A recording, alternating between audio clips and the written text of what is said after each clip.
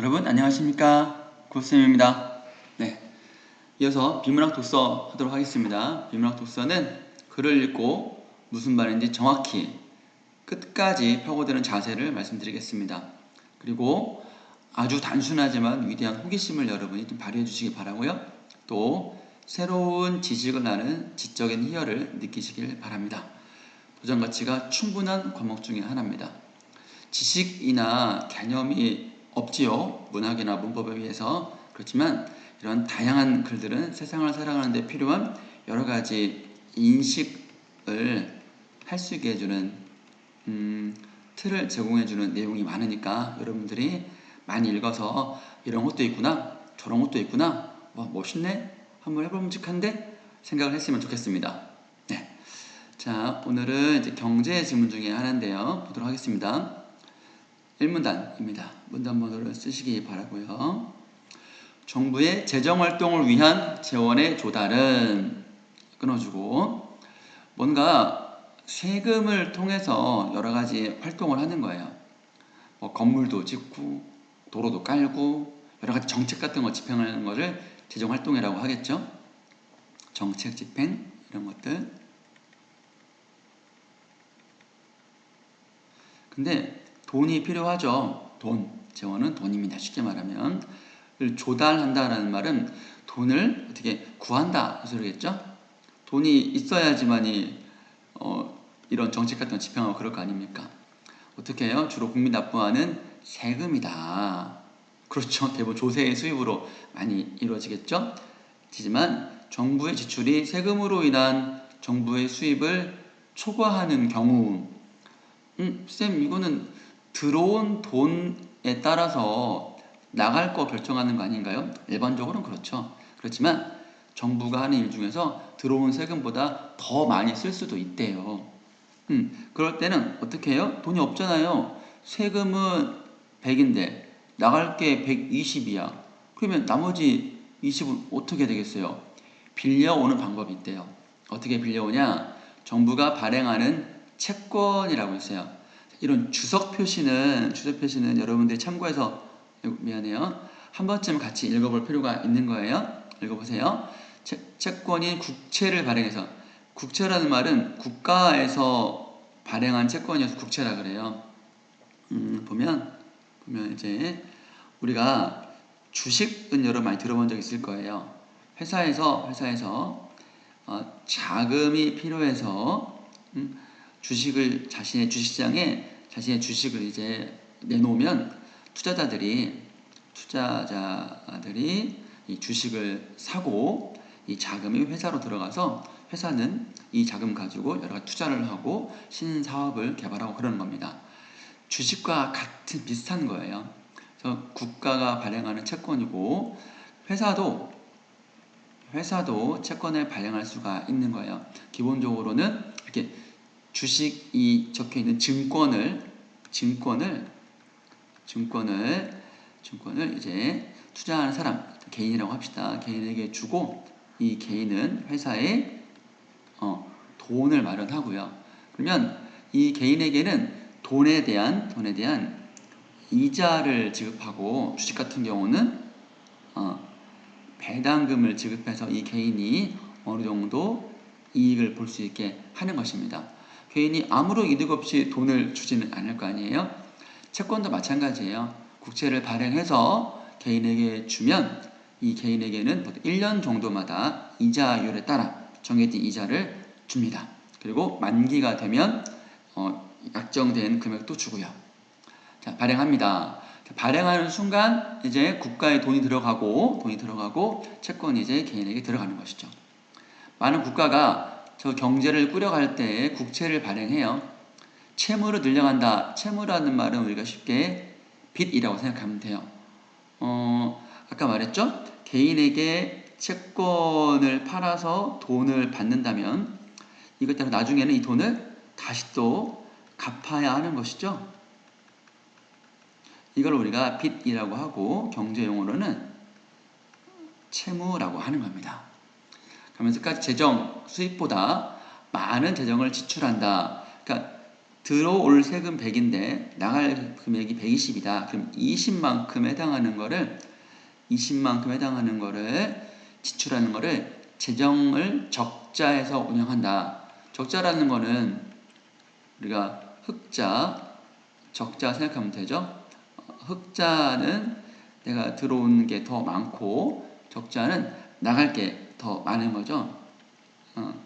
세출, 지출이 더 많은 거를 적자라고 합니다.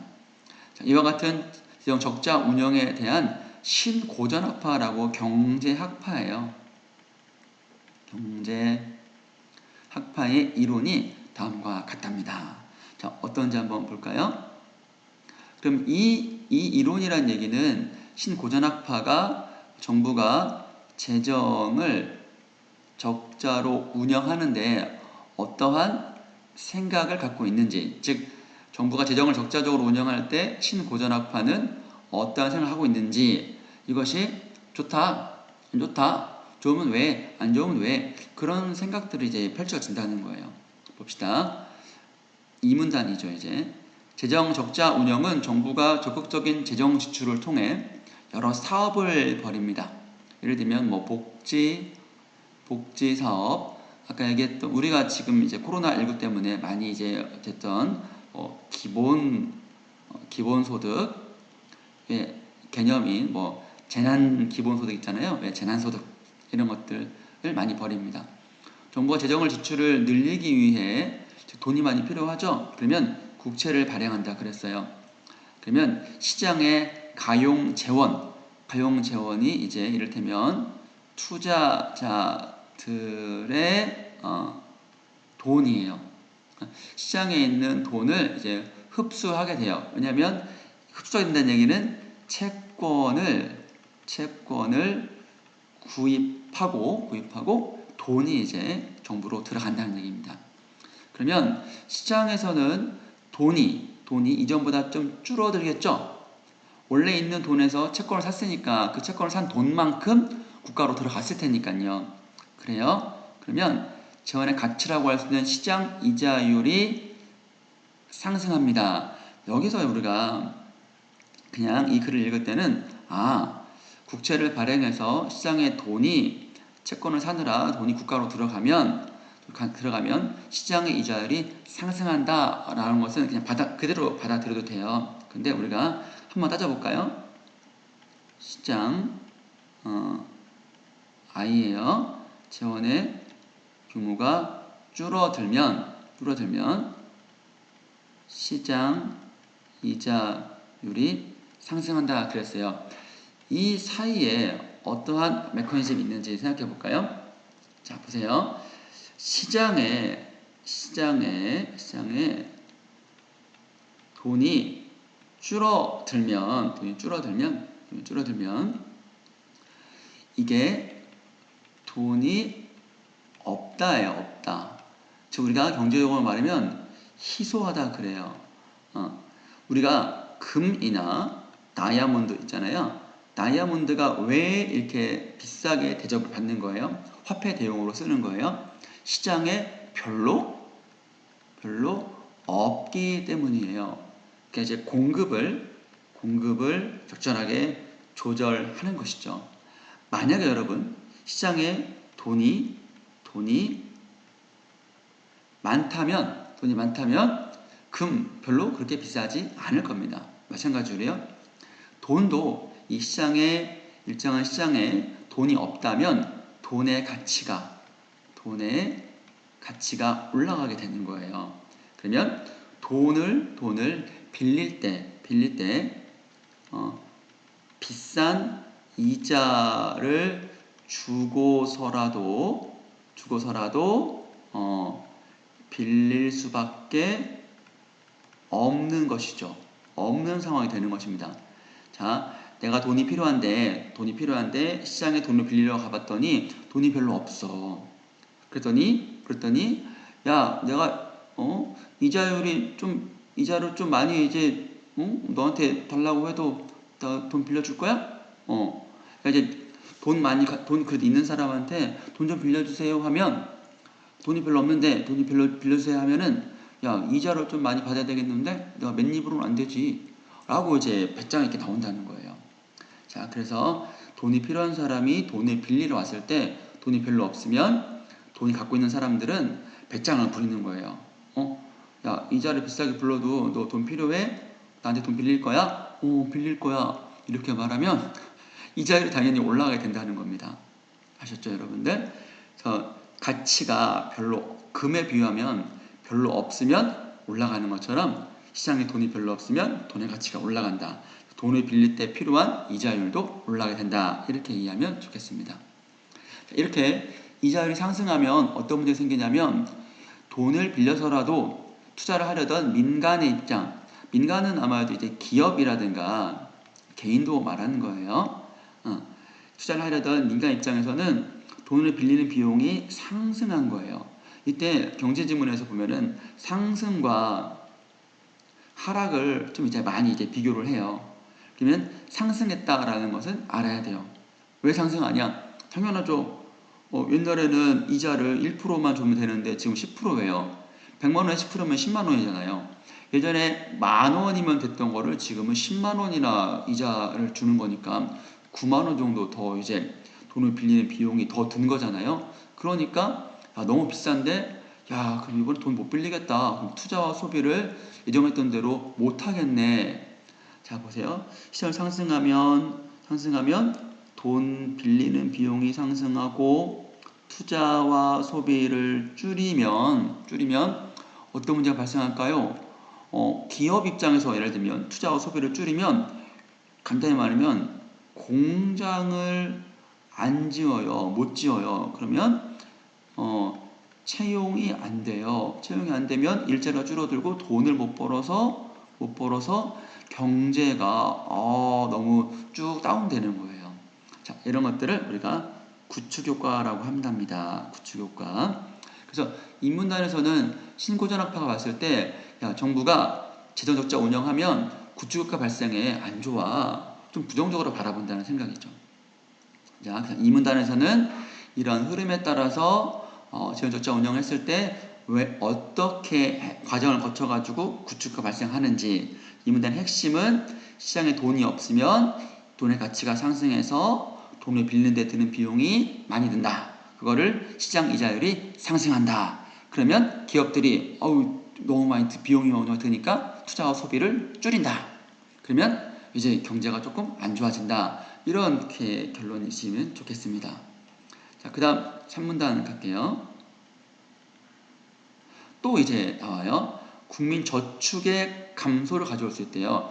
통장에 예금하는 것을 저축이라고 하죠. 근데 그게 감소래요. 자, 어떤 과정이 있을까요? 자, 민간 저축과 정부 저축의 합으로 이루어진 국민 저축은 한 국가 경제 소득 전체에서 소비와 정부 지출에 충당하고 남은 재원이에요.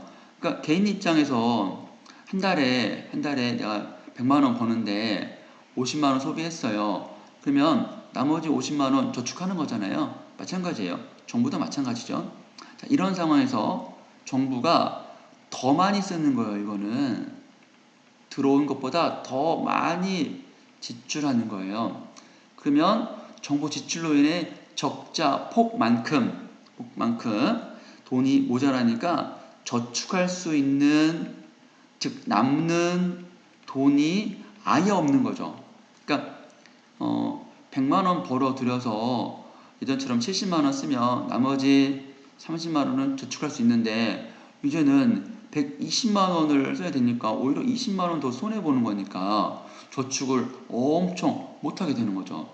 그러면 민간 저축과 정부 저축의 합이 국민 저축이라 그랬는데 정부 저축이 거의 마이너스 되는 거니까 전체적으로 국민 저축이 줄어들게 되겠죠. 자, 그러면 국민 저축이 줄어들면 어떤 문제가 생기냐면요. 자본 축적이 안 돼요. 돈이 금고에 민간 저축, 정부 지축, 민간 저축이요.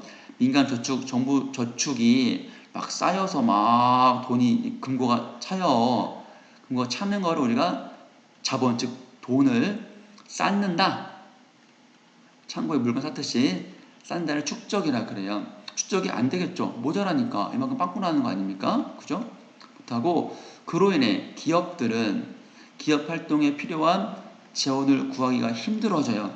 이런 것들은 그러니까 기업들이 돈을 구할 때 이제 은행에서 이제 대출을 받거나 그러잖아요. 그러면 이 민간 은행 같은 경우도 정부에 있는 은행에서 대출을 받아가지고 즉 한국은행이 국가은행이잖아요. 여기 이제 세입 대출만 한단 말이에요. 여기서 이제 민간은행에 돈을 대출을 해줘요. 그럼 기업들은 이 은행에서 또 대출 받아가지고 투자와 소비를 하는 거거든요. 근데 지금 이 돈이 이제 모자란다는 얘기예요. 이 돈이 모자라면 민간은행에도 돈이 모자랄 것이고, 그러면 이 기업들은 은행에 대출을 받을 돈이 없어지니까 조금 이제 어려워지겠죠. 투자를 못하니까요. 성장이라는 거는 투자라는 거예요. 그런데 이러한 이유 때문에 투자할 돈이 없으니까 어려움을 겪게 되네요.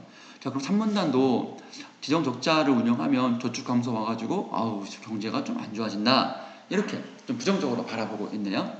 자, 그럼 이제 산문단 볼까요? 자, 산문단 보면 또한이니까 또 있대요. 계속 이렇게 정부가 나가는 게 들어오는 것보다 더 많이 운영하면 쌓으면 그 나라의 국제 수지를 악화시킨대요. 안 좋아진대요. 여러분, 국제 수지라는 거는요, 우리가 이제 여러 나라와 이제 무역을 하면 돈을 남기면 흑자고, 즉 수입보다 수출이 많아요. 수입하면 달러가 나가고 수출하면 달러가 들어오잖아요. 그럼 이런 상황에서라면 이거는 흑자인데, 반대로 수입이 수출보다 더 많으면 달러가 나가고 달러가 들어오는 게 있는데 나가는 게 더 많다면 이럴 때는 우리가 적자라고 하는 거예요. 그렇다면 국제 수지가 악화된다는 얘기는 뭐예요? 이런 상황인가요? 이런 상황인가요? 네, 이런 상황입니다. 그러니까 수입이 늘고 수출이 줄어든다, 이런 얘기를 할 겁니다. 앞으로 봅시다. 자, 재정 적자로 인해 이자를 상승한다 그랬죠. 이거는 저기 이문단에서 우리가 확인했었어요. 이자를 상승한다고. 그러면 이자 수입이 나겠죠. 예전에는 1%였을 때는 100만 원 맡기면 1만 원인데 극단적으로 10% 상승했다고 합시다. 그러면 10만 원이니까 얼마나 9만 원이라도 이득을 보는 거 아니에요. 이자 수익을 조금 더 얻으려고 외국 자본이 막 들어와요. 해외 자본이. 보통 이제 글로벌 무역 시대에는 국가 간의 그 경계를 넘어서서 막 투자하고 막 그러잖아요. 그러니까 해외 자본들이 민감하게 막 영향을 미친단 말이에요. 야, 한국이 이자를 엄청 많이 준다더라. 그러면 뭐하러 이자율이 5%인 나라, 6%인 나라에 뭐하러 돈을 맡겨요. 당장 빼서 우리나라에 맡겨버리지. 금방금방 들어옵니다. 국내로 들어와요. 자, 그러면 국내로 들어옵니다. 자, 여기서 이제 프로세스를 볼까요? 상승하면 외국 자본이 유입해요. 들어와요. 유입이란 말은 들어와요. 그런데 외국 자본의 유입은 그 나라에 있던 외환의 양을 증가시킨다. 외환의 양이란 말은 달러예요. 당연하죠. 외국 자본이 다 뭔데요? 달러잖아요. 달러. 우리나라 달러가 더 많아지는 거예요. 자, 그러면 이게 환율이 하락이래요. 이거 하면 환율의 하락이다 그래요. 자, 이렇게 하면 돼요. 그냥 외국 자본이 들어오면 환율 하락한다 라고 이제 이해해도 돼요. 그냥 받아들여도 돼. 아까도 말했지만 한 번쯤 생각해 보자고, 도움이 될 거예요.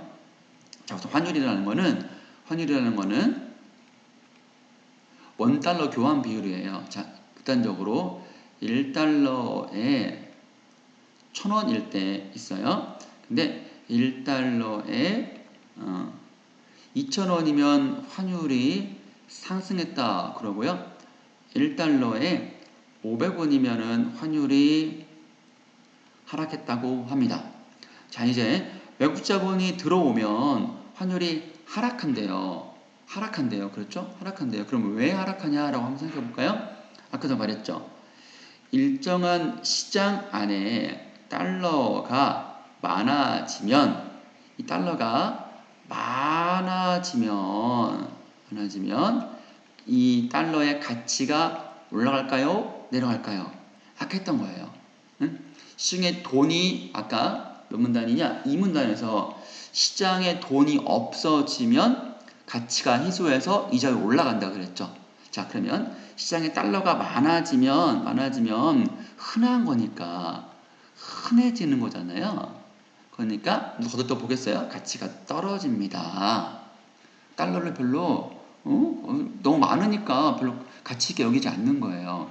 그냥 개나소나 다 살 수 있는 거니까. 그래서 환율이 하락하는 겁니다. 예전이면은 1,000원 가지고 가야 1달러 이제 교환할 수 있는데 달러가 너무 흔해 빠지니까 500원만 가지고도 달러를 구할 수 있다는 거예요. 자, 많아지면 가치가 떨어진다. 이거를 환율이 하락한다 라고 하는 거예요. 자, 그 다음에 환율의 하락은요, 수입 가격을 낮춘대요. 그래서 수입을 늘린대요. 자, 여기까지 봅시다. 자, 이제 우리가 보면 환율의 변동대서는 수출하는 사람과 수입하는 사람 보시면 환율이 하락하는 상황인 거예요. 수출한 사람은 환율이 하락하면 유리할까요? 불리할까요? 한번 생각해 보세요. 외우려고 하지 말고 내가 어느 하나의 물건이 1달러예요. 1달러 이 물건을 수출하는 거니까 이 수출하는 사람은 해외에 물건을 수출하고 물건 한 개를 수출하고 1달러를 받겠죠. 그럼 1달러 가지고 외환은행 가가지고 원으로 바꿔야 될 거잖아요. 예전에 1,000원이었을 때는 얼마나 좋아요. 1달러짜리 물건 팔고 1달러 받아서 은행 가서 1,000원으로 바꾸니까요. 그런데 이제 1달러가 500원으로 하락했어요. 그러면 은행 가도 500원밖에 못 받네. 예전에는 환율이 1,000원이었을 때는 1달러짜리 물건 하나 팔면 1달러 받아서 1,000원을 바꿀 수 있었는데 하락하면 1달러 가져가도 500원밖에 안 줘요. 엄청 손해보는 거예요. 반대로 수입하는 사람 입장을 생각해 볼까요? 똑같아요. 자, 이번에는 이거죠. 해외에 있는 시장에서 물건 1달러짜리 물건 한 개를 수입하는 겁니다. 그럼 나는 1달러를 줘야 되는 거죠. 그런데 예전에 1,000원일 때는 1달러 만들려면 1,000원이 필요했는데 지금은 500원만으로도 1달러 만들 수 있으니까 500원 이득이잖아요. 그렇군요. 자, 환율 하락기에는 수출하는 사람은 이런 이유에서 손해보고 수입하는 사람은 이런 이유에서 이득을 보니까 어떻게 해요? 수입이 당연히 500원밖에 안 해. 그럼 내가 이거를 2개 더 살 수 있잖아요. 1,000원이면 2개 사고 더 많이 사잖아요. 그래 다시 한번 말하면 이득이 된다는 얘기는 뭐예요? 수입업자가 더 물건을 더 싸게 많이 들여올 수 있는 거예요. 들여올 수 있다. 더 많이 싸게 들여올 수 있다. 옛날에 1,000원이었던 게 지금 500원 됐으니까 거의 반값이잖아요. 반값이니까 이걸 이제 국내 시장에서도 반값으로 다운되면 사람들이 이렇게 명품이 루이비통 200만 원짜리가 100만 원밖에 안 해? 100만 원밖에 안 해? 와, 대박 막 몰려들 거 아닙니까? 이런 상황이니까 수입이 늘어나요.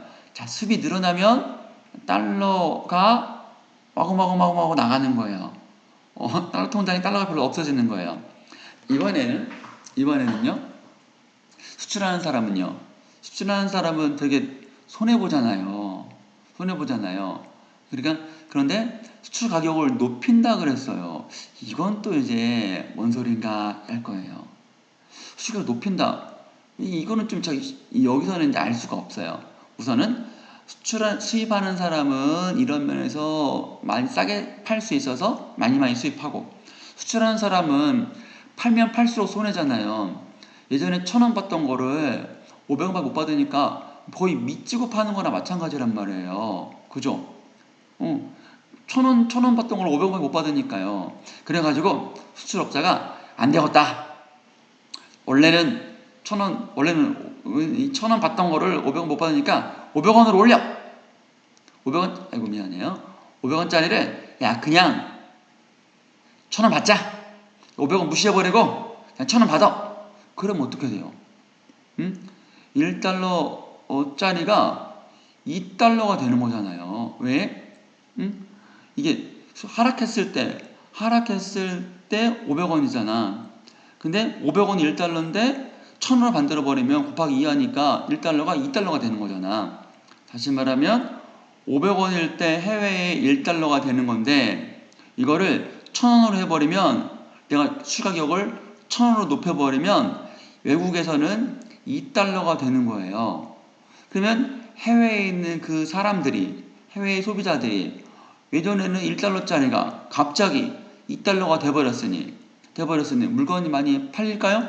물건이 안 팔리겠죠. 그러면 수출이 안 되겠죠. 그래서 수출은 줄어든다는 얘기예요. 자, 가격을 높이는 요인이란 얘기는 500원으로 돼서 손해를 보는 거야. 그래서 그런 손해를 많이 하기 위해 1,000원으로 올려버리면 환율이 1,000원으로 올려버리면 2배가 되는 거잖아. 500원일 때 1달러인데 이거를 1,000원으로 해버리면 500원일 때 1달러니까 당연히 1,000원일 때는 곱하기 2 하니까 2달러가 돼버리는 거지. 그렇죠? 그래서 해외 물건이 1달러짜리가 2달러가 돼버리는 거니까 누가 사겠어? 안 살 거 아니야? 그러면 수출이 되겠어? 안 되지.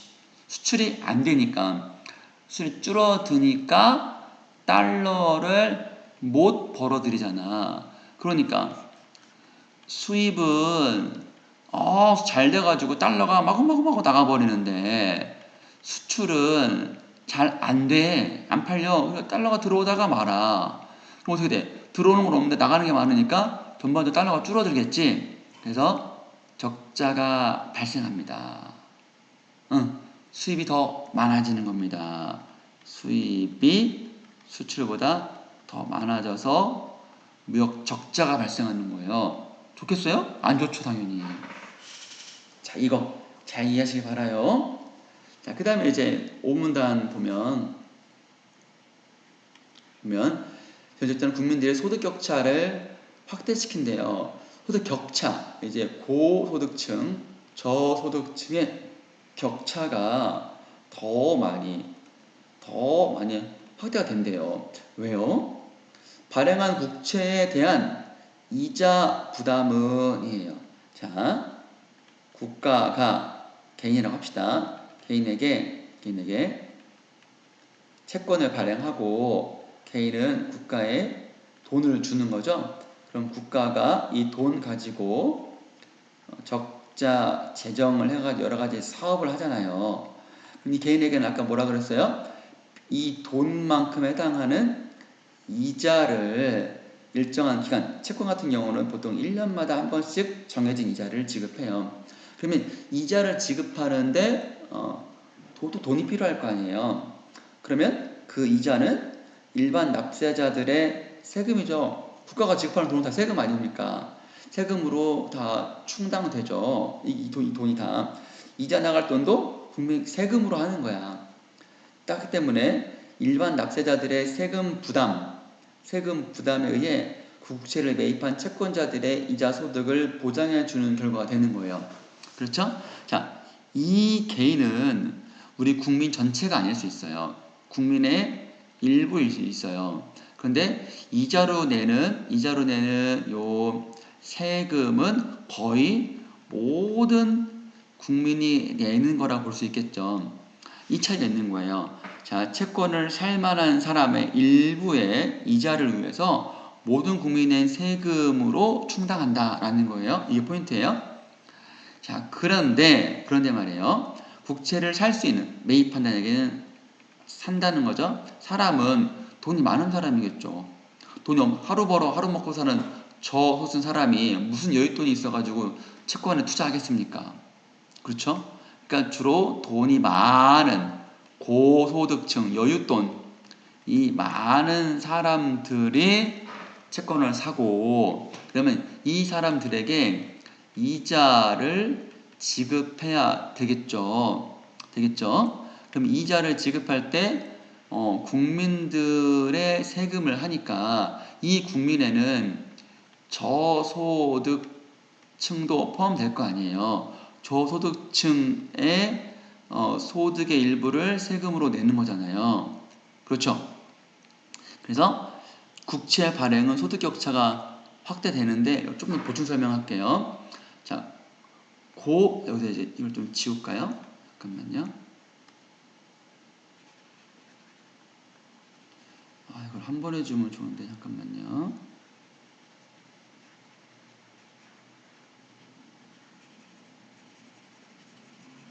지우개가 참이네.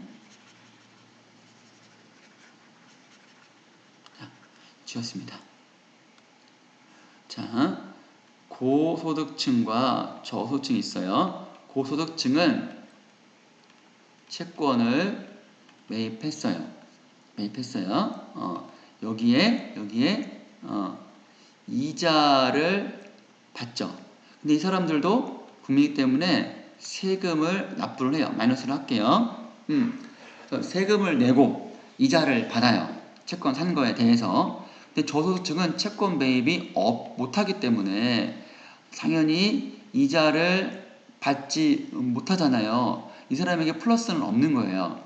그러나 뭐는 있어요? 이 이자를 내는데 필요한 세금은 똑같이 내잖아. 그러니까 얘는 플러스가 있고 얘는 마이너스가 있고, 마이너스는 뭐 쌤쌤이라 퉁치면 얘는 플러스가 있네? 얘는 아무것도 없고, 그러니까 고소득층은 점점 더 돈을 더 많이 벌게 되는 거예요. 이 사람은 들어오는 건 없고 나가는 것만 있으니까 더 마이너스가 되고 더 플러스가 되고, 그래서 이 격차가 확대가 되는 겁니다. 이해되시죠? 그 다음에요, 시장 이자율은 계속 이 문단에서 상승한다고 했어요. 그러면 채권자인 고소득층의 소득은 더욱 늘어나게 하고, 시장에서 주로 채무자인 저소득층의 소득은 줄어든다 했어요. 자, 이건 다시, 고소득층은 아무래도 돈이 많으니까 은행 같은 데에다가 예금을 많이 할 수 있어요. 그렇죠? 저소득층은 돈이 별로 없어서 은행에서 아마도 예금보다도 어쨌든 돈이 필요해 대출을 받을 거예요. 이 상태에서 시장 이자율이 상승하면 돈 맡긴 사람들은 예전에 1%일 때 이자가 10,000원이라면 이제 100만원 맡겼을 때요, 10%일 때는 10만원 받는 거니까 이자로 9만원이나 더 이득이 되는 거죠. 반대로 대출한 사람은 대출에 따른 대출 이자를 갚아야 돼요. 옛날에 1%일 때는 10,000원만 갚으면 되는데 10%일 때는 10만원을 갚아야 돼서 이 사람은 마이너스 9만원의 손해가 발생한 거예요. 그러니 더 플러스 더 마이너스니까 격차가 더 이제 커지는 거죠. 고소득층은 늘어나고 저소득층은 줄어들게 되는 거죠. 자, 채무자란 말이 주로 이제 대출을 받아서 매달 일정한 시기에 이자를 갚아야 되고 나중에는 원금 갚아야 돼요. 즉 빚이 있는 사람이에요. 채무자는 빚을 갚아야 할 사람, 그리고 채권자는 이자를 받아야 할 사람이 되는 거예요. 아파트 같은 거 사면 이제 대출 끼고 많이 사죠. 쌤도 마찬가지예요. 쌤도 1년에 이자, 1년이라네. 쌤도 한 달에 이자, 나는 이제 이자만 하면은 4만 원 얼마인데 원금이랑 합쳐가지고 1년에 한 달에 24만 원 정도 이자 원금을 같이 갚고 있어요. 대출 원금과 대출이 합쳐가지고요. 이게 한 10년 계속 해야 되는데 3천만 원 빌렸거든. 2016년 해가지고 2026년까지는 계속 이렇게 갚아야 되는 거예요. 어쩔 수 없죠. 그래서 이제 이자율이 올라가면 조금 그렇겠죠. 다행히 쌤 같은 경우는 고정금리여가지고 이자가 아무리 올라도 처음 약정했던 금리로 하기 때문에 그나마 좀 괜찮죠. 자, 그 다음에 6문단 갈까요? 마무리네요. 6문단. 신고전학파 이와 같은 주장에도 불구하고 경기가 안 좋아요. 실업률 증가 등의 문제가 심각하고 총수요의 증가가 필요할 때, 즉 소비를 좀 이제 늘릴 필요가 있을 때는 정부는 적자의 부작용, 앞에서 말하는 다 부작용이잖아요. 감수한다. 떠안고서라도 적극적인 재정 정책이 필요하다 판단하고 적자 운영을 하기도 합니다. 이거는요, 일반적으로 경기가 안 좋다라고 하는 거는요, 어떻게 이해하면 되냐면 시장에서 쓸 돈이 없다라고 이해하면 돼요. 그럼 아빠가 월급을 줄어들어가지고 여러분 용돈을 못 줬다. 그러면 뭐 3,000원짜리 예전에 5,000원 밥 먹었는데 돈이 없으니까 1,000원 김밥 먹고 1,000원대 김밥 먹긴 하지만 먹고 하는 거잖아요. 경기가 다운되면 돈이 없어서 시장에 쓸 돈이 없는 거예요. 자, 그러면 여러분이 돈이 없으면 그 식당 가서 예전에 5,000원 먹었던 거를 3,000원짜리 먹으니까 이 식당도 2,000원 손해보는 거잖아요. 이게 좀 반복되면 식당도 좀 위험해지죠. 그러면 식당도 그 재료상 위험해지죠. 그럼 재료를 갖다 대는 농민들, 이런 사람들도 위험해지는 거예요. 왜? 지금 우리가 코로나 때 여러분, 코로나 생각하면 돼요. 사람들이 못 돌아다니죠. 안 돌아다니고 못 돌아다녀가지고 가게에 손님이 없어가지고 망하는 기업도 많잖아요. 그런 것처럼 돈이 없거나 아니면 사람들이 돌아다니지 않거나 그러면 그걸 불경기라고 하는 거예요. 자, 그러면 식당도 보세요. 기업이라고 해도 괜찮겠죠? 물건 안 팔리니까 사람이 필요 없어요. 그러면 사람 막 이제 해고하고 신규 채용 줄이고 그러면 실업률이 증가하는 거예요. 일자리 없는 사람이 늘어나겠죠. 그러면 그래요. 그래서 소비를 늘릴 필요가 있는 거예요. 인위적으로. 그러면 어떻게 해요? 돈이 없다 그랬잖아요. 그래서 정부가 돈을 마련해서 돈을 여기다가 지급해줘요. 마치 우리가 피가 모자란 사람에게 수혈을 하듯이 시장에 인위적으로 돈을 막 넣어요. 그러면 그래서 이를테면 재난지원 같은 거예요. 돈을 집어넣으면 다 이제 돈을 다 반대로 돼요. 쓸 돈이 많아져요. 많아지면 3,000원 먹을 걸 5,000원짜리 먹을 6,000원 막 먹고 그래요. 10,000원만 먹고 그래요. 그러면 식당도 잘 되고 기도 잘 되고 사람도 많이 뽑고 재료상도 잘 되고 농민도 잘 되고 그러면 이 사람들이 다 뭐를 내요? 세금을 내잖아요. 번 만큼 여러분 월급 받으면 월급에 대한 세금도 내 세금이 막 늘어나요. 이 세금이 어디로 들어가요? 정부로 들어가는 거잖아요. 그렇죠? 정부로 들어가면 어떻게 돼요? 정부는 또 줘요. 돈을 또 줘요. 그러면 이게 막 돌아가지고 또 들어와요.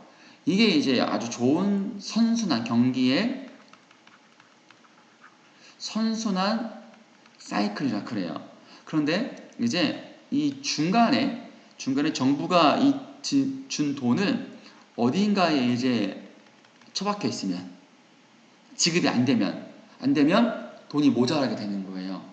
그러면 이제 난리가 나는 거죠.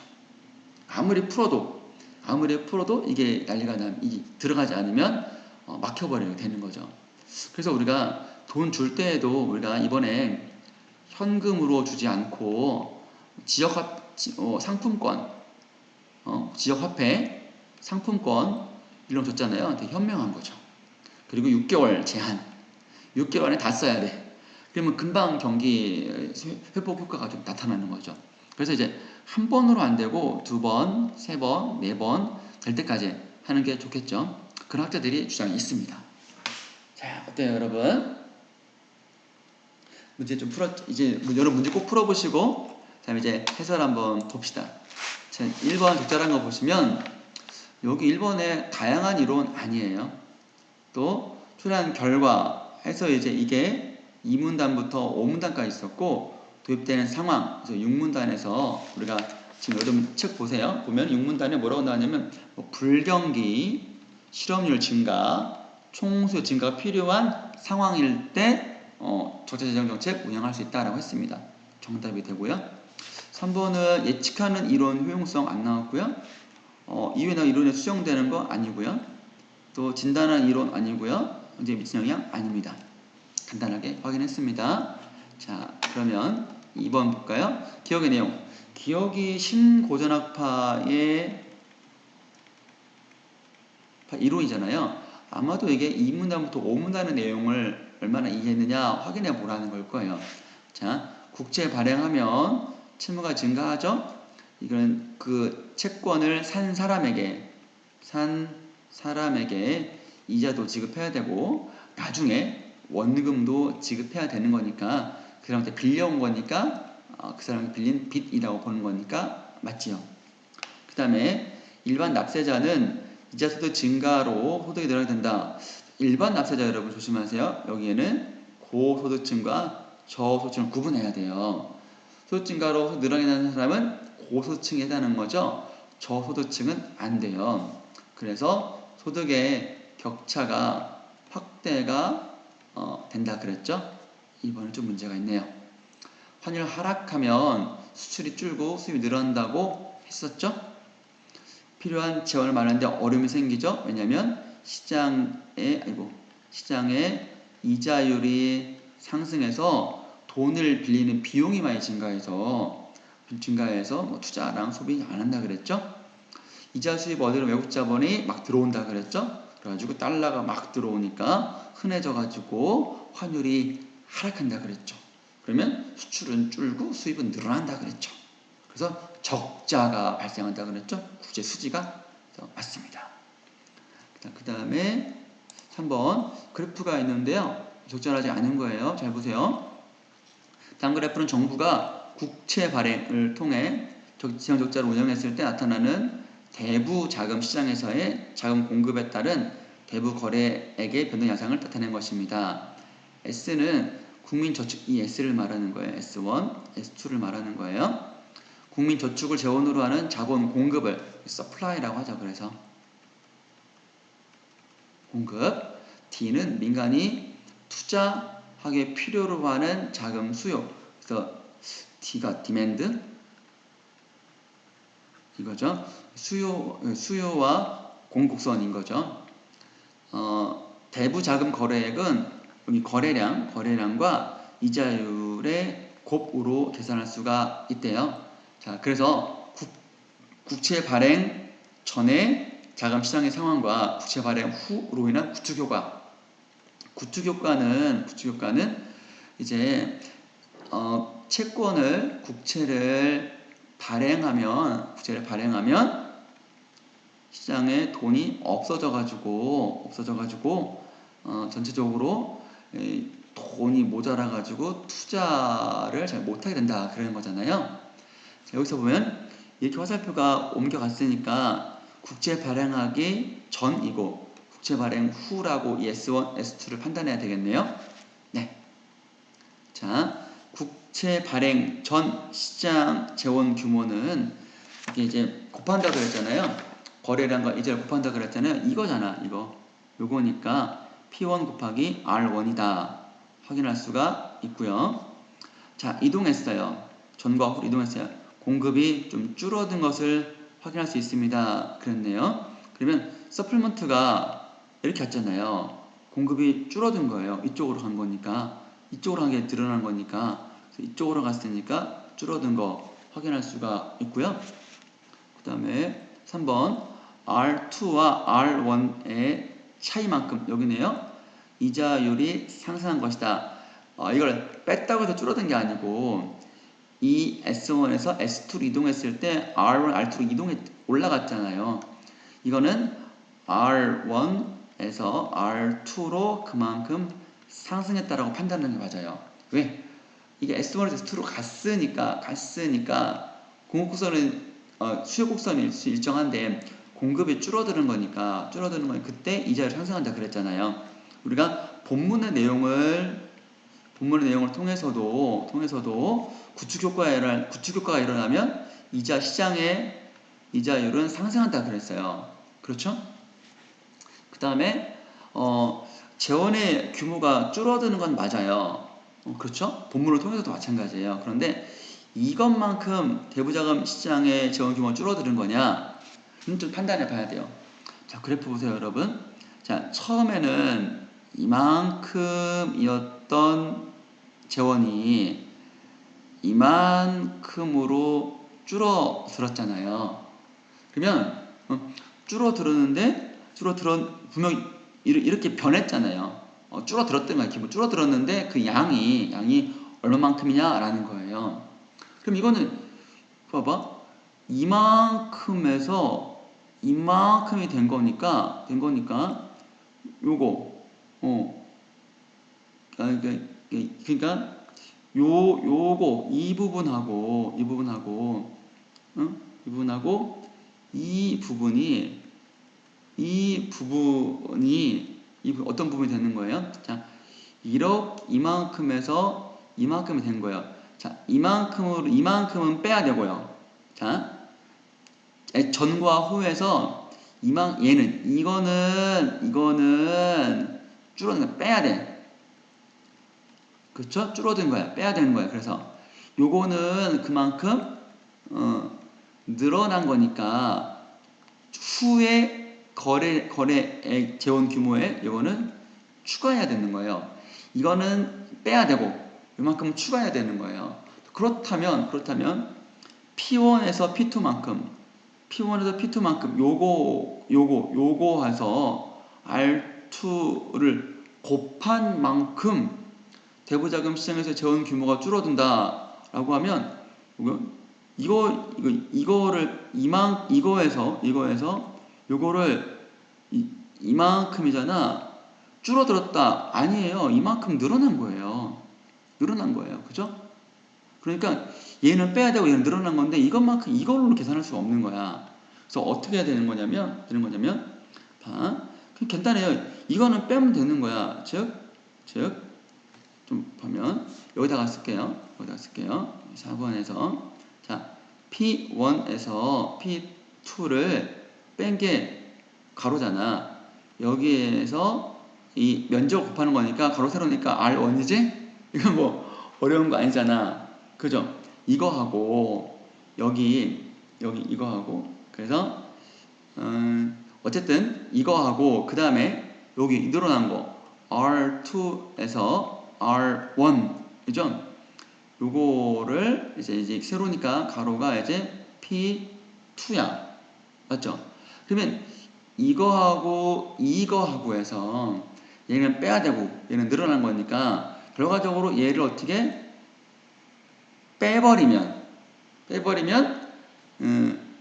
요거를 여기를 냅두고 요거는 이제 어차피 건드리지 않은 거잖아. 그래서 빨간색으로 할까?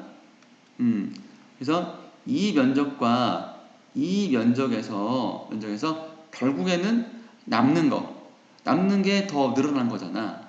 그래서 이거에서 이거를 뺀 것만큼 재원 규모가 줄어들었다라고 볼 수 있어요. 그러니까 보면 딱 봐도 늘어난 게 더 빼야 될 게 많고 좀 늘어나게 늘어났잖아. 그러니까 아마도 마이너스 값이 나올 거야. 줄어들었으니까 당연히 마이너스 값이 나와야 되는 거지. 즉 줄어드는 것보다 늘어난 게 더 많아야 돼. 당연히 줄어들었으니까. 근데 그걸 계산하려고 줄어든 면적과 늘어난 면적을 빼버리면 얼마나 줄었는지 나올 수가 있는 거잖아. 그래요? 그러니까 이거하고 어떤 차이가 있나 보세요. 차이가 있죠? 그래서 이게 아니라 이거야. 다시 말하면 줄어든 거에서 늘어난 거를 빼야 얼마나 줄었나를 확인해 볼 수가 있다라는 소리입니다. 됐죠?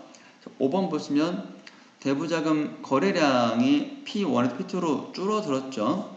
그러니까 돈이 별로 없으니까 투자가 위축된다. 요거를 우리가 구축 효과라고 그랬습니다. 자, 그 다음에 마지막 13쪽이라네. 4번 문제 보세요. 보기를 바탕으로 신고전학파의 주장에 대해 반박한대요. 적절한 게 뭐냐? 그러니까 신고전학파의 주장이라는 거는 정부가 재정 적자를 운영하면 여러 가지 부작용이 있다를 반박하는 거니까 야, 부작용이 없어. 좀 괜찮아. 이렇게 된다는 거죠. 보기 봅시다. 국가가 정부 지출에 필요한 재원을 국채 발행을 통해 조달하게 되면 그랬죠?